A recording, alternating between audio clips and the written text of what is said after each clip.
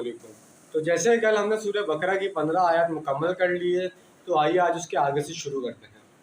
بسم اللہ الرحمن الرحیم اولئک الذین اشتروا الضلالۃ بالہدی فما ربحت تجارتهم وما كانوا مهتدین۔ یہ وہ لوگ ہیں کہ جنہوں نے ہدایت کے گوز گمراہی خرید لی، سو نفع نہ ہوئی ان کی تجارت ان کے حق میں، اور نہ ہوئے راہ پانے والے۔ یہ بڑا پیارا انداز بیان ہے۔ ان کے سامنے دو راستے تھے، ایک شخص نے گمراہی کو چھوڑا اور ہدایت لے لی، اسے اس کی بھاری قیمت ادا کرنی پڑی، اسے تکلیفیں اٹھانی پڑی، آزمائشوں میں سے گزرنا پڑا، قربانیاں دینا پڑی۔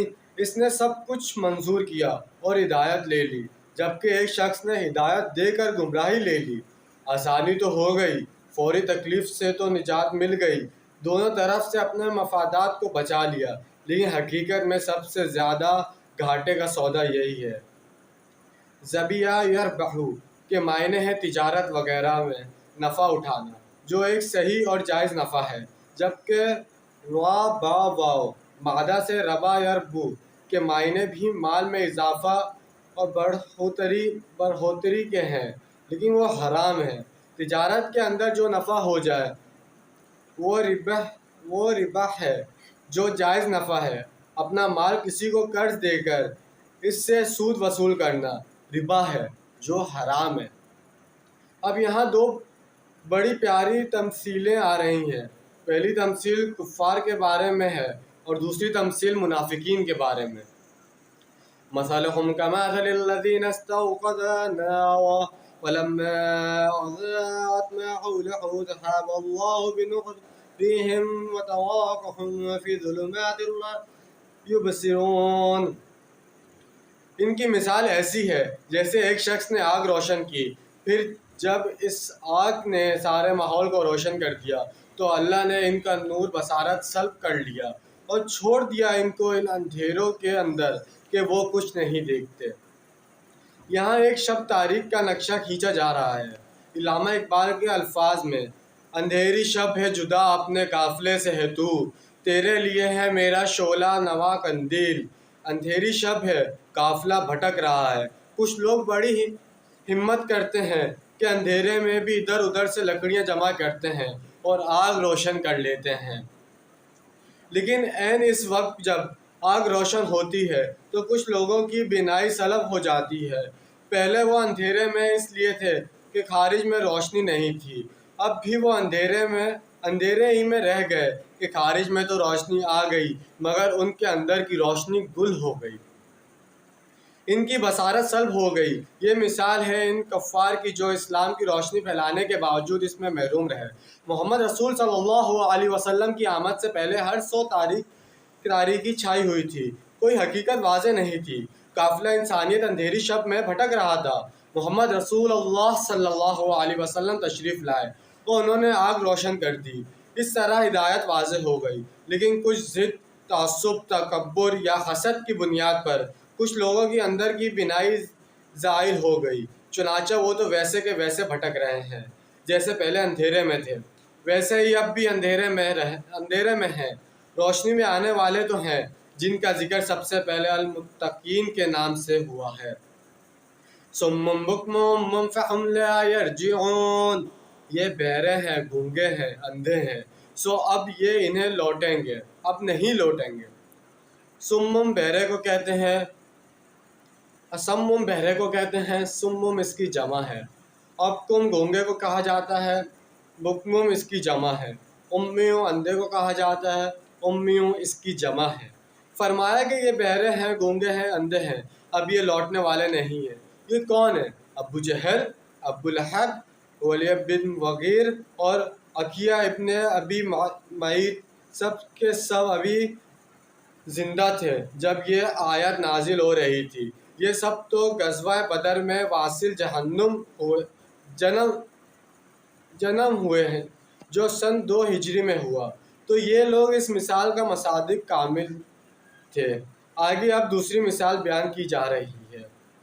او کصیب من السماء فیہ ظلمات وردعوا وبغاء يجعلون أصابعهم في أذانهم من الصواعق يحذر الموت والله محيط بالكافرين۔ یہ ان کی مثال ایسی ہے جیسے بڑے زور کی بارش برس رہی ہے، آسمان سے اس میں اندھیرے بھی ہیں اور گرج و بجلی کی چمک بھی۔ یہ اپنی انگلیاں اپنے کانوں کے اندر ٹھونس لیتے ہیں مارے کڑک کی موت کے ڈر سے، اور اللہ ایسے کافروں کا احاطہ کیے ہوئے ہیں۔ یعنی اس ہیبت ناک کڑک سے کہیں ان کی جانیں نہ نکل جائیں۔ وہ ان منکرین حق کو ہر طرف سے گھیرے میں لیے ہوئے ہیں، یہ بچ کر کہاں جائیں گے؟ يَقَعُدُ الْبَرَاقُ عَنْ أَبْصَارِهِمْ كُلَّمَا أَضَاءَ لَهُم مَشَوْا فِيهِ وَإِذَا أَظْلَمَ عَلَيْهِمْ قَامُوا وَلَوْ شَاءَ اللَّهُ لَذَهَبَ بِسَمْعِهِمْ وَأَبْصَارِهِمْ إِنَّ اللَّهَ عَلَىٰ كُلِّ شَيْءٍ قَدِيرٌ۔ قریب ہے کہ بجلی اچانک لے ان کی آنکھیں، جب چمکتی ہے ان پر تو چلنے لگتی ہے اس کی روشنی میں، اور جب ان کی تاریکی طاری ہو جاتی ہے تو کھڑے کے کھڑے رہ جاتے ہیں، اور اللہ چاہتا ہے ان کی سماعت اور بصارت کو سلب کر لیتا۔ یقیناً اللہ ہر چیز میں قادر ہے۔ جو نہیں انہیں ذرا روشنی محسوس ہوتی ہے اور دائیں بائیں کچھ نظر آتا ہے تو کچھ دور چل لیتے ہیں۔ وَإِذَا أَظْلَمَ عَلَيْهِمْ قَامُوا، یہ ایک نقشہ کھینچا گیا ہے کہ ایک طرف بارش ہو رہی ہے، یعنی قرآن مجید آسمان سے نازل ہو رہا ہے۔ بارش کو قرآن مجید معون مبارک قرار دیتا ہے اور یہ خود کتاب المبارک ہے، لیکن یہ کہ اس کے ساتھ کڑکیں ہیں، گرج ہے، کفر سے مقالبہ ہے، کفر کی طرف سے دھمکیاں ہیں، اندیشے ہیں، خطرات ہیں، امتحانات اور آزمائشیں ہیں۔ چنانچہ منافقین کا معاملہ ہے یہ ہے کہ ذرا کہیں حالات کچھ بہتر ہوئے، کچھ ملی تو مسلمانوں کی شانہ بشانہ تھوڑا سا چل لیے کہ ہم بھی مسلمان ہیں۔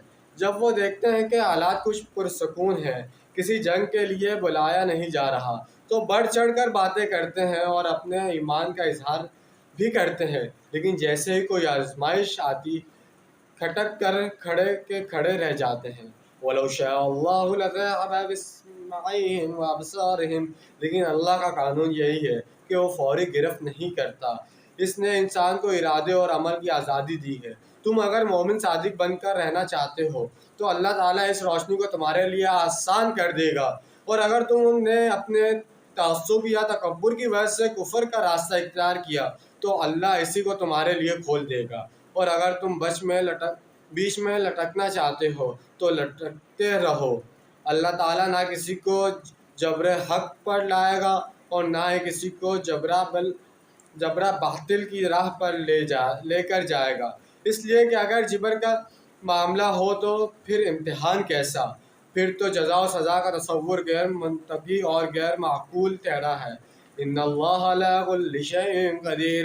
سورہ بقرہ کے یہ ابتدائی 2 رکوع اس اعتبار سے بہت اہم ہے کہ ان میں انسانی شخصیتوں کے 3 گروہ میں تقسیم کر دی گئی ہے، اور طویل عام ذہن میں رکھیے کہ یہ جب بھی کوئی دعوت حق اٹھے گی، اگر وہ واقعتاً کل کی کل حق کی دعوت ہو اور اس میں انقلابی رنگ ہو کہ باطل سے پنجہ آزمائی کر کے اسے نیچا دکھانا اور حق کو غالب کرنا ہے، تو یہ 3 قسم کے افراد لازماً وجود میں آ جائیں گے۔ ان کو پہچاننا اور ان کے کردار کے پیچھے جو اصل پس منظر ہے اس کو جاننا بہت ضروری ہے۔ تو جیسے کہ آج ہمارا دوسرا رکوع بھی مکمل ہو چکا ہے سورہ بقرہ کا، اور اس میں جو 3 گروہ کے بارے میں بات کی گئی ہے اور بتایا گیا ہے، اس میں ہم سے جو غلطیاں کوتاہیاں ہوئی ہوں اللہ معاف کرے، اور ہم سب کو اس پر عمل کرنے کی ہدایت اللہ تعالیٰ ہمیں ہدایت دے۔ آمین ثم آمین۔ اللہ حافظ۔